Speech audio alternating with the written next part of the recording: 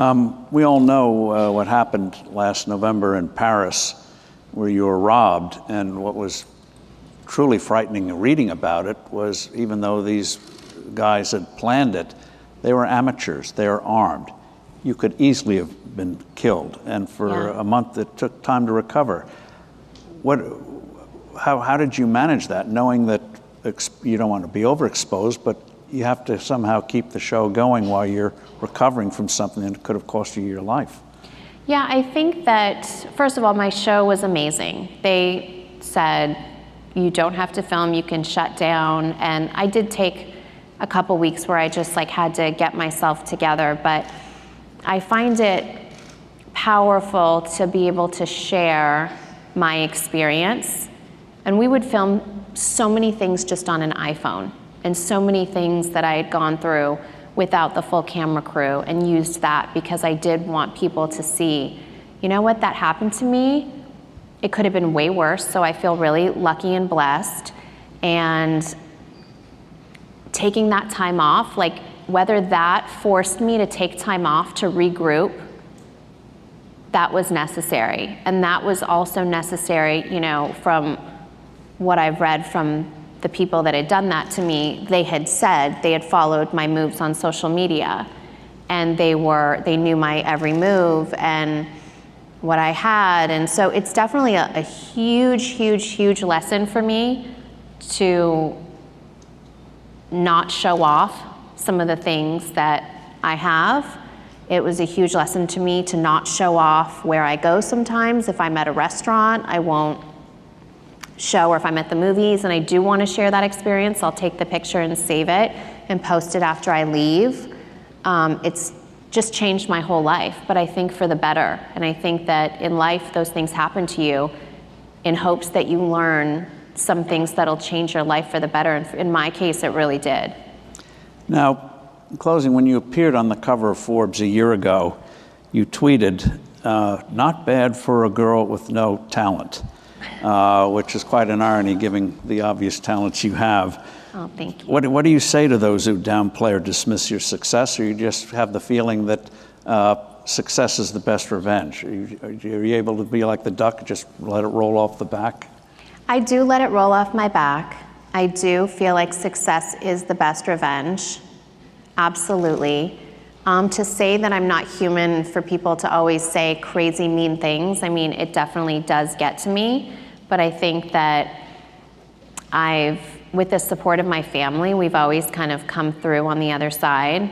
But to write that, I remember I was thinking, you don't want to be boastful and say, I'm on the cover of Forbes, this is, so amazing, which you do want to say, but of course people will say something negative about that. So I thought it was funny, just the little hashtag for people that might question how I got here or what talent I have.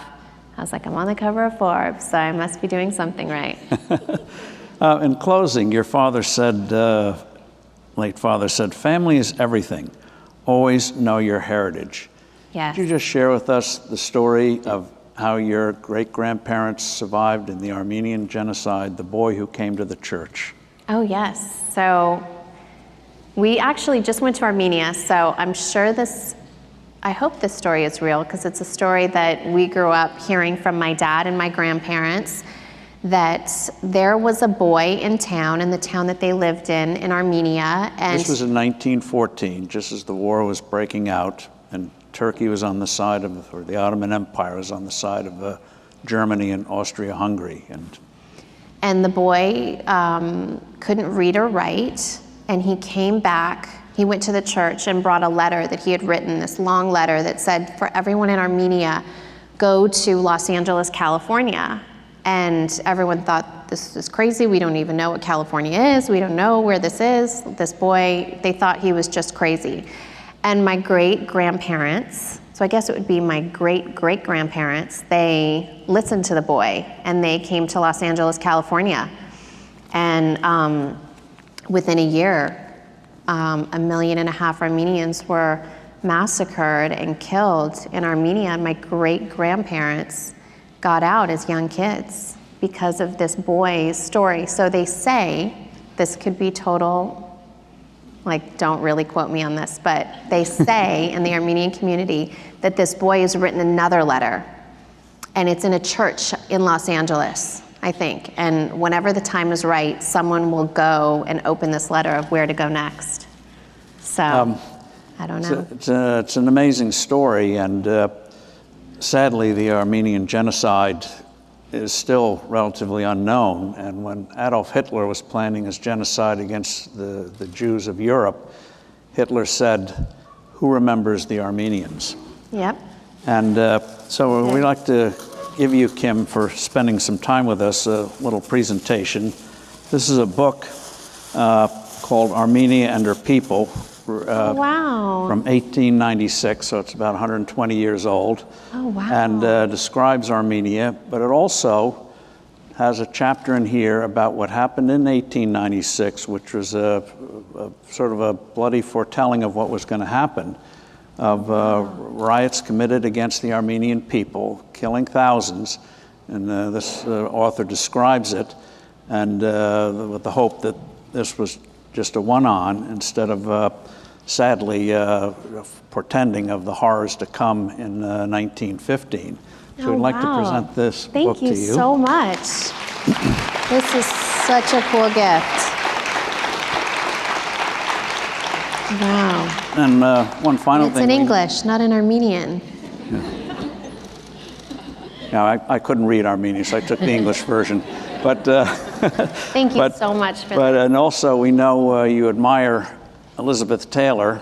You interviewed her once, and you were inspired by her, and she was a great friend of the family. Oh, wow. So, of your family, too. And so we thought you'd enjoy this contract, written, signed in 1945, when Elizabeth Taylor was 13 years old, to do something for the war effort, the Victory Committee, Entertainment with Lowe's Incorporated, signed by her as a 13-year-old and signed by what I guess you'd call her mom manager, her mother, Sarah Taylor, and signed on Elizabeth Taylor's 13th birthday. So we thought you'd like to have a copy of that contract. That's so special. That's amazing. Thank you so much.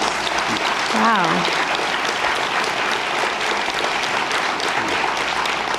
Wow. Thank you so much. And thank you for sharing your time with us. I think people have a greater appreciation of what you've done and are doing. Thank you so much. Thank you so much. Thank you. Thank you.